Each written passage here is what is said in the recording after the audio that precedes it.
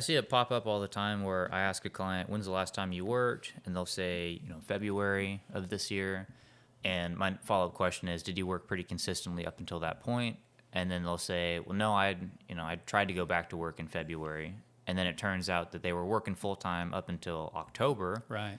And then they were out a month. They were out of work for 4 months, and they went back in February for like a week or two. Yeah. It's like, okay, well, then we're not going to say that you became disabled in February if you've been out of work Right. full-time since October. And it is in their best interest, and of course, because our fee comes from their back pay, it's in our best interest Yep. to give you the most favorable onset.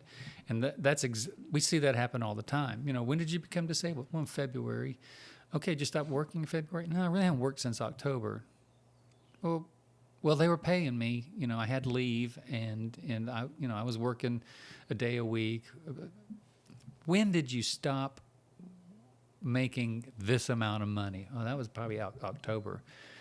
Okay, all right.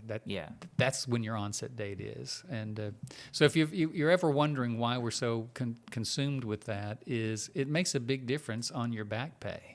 Mm-hmm. And it makes a big difference on when you're going to be eligible for Medicare if it's a SSDI case.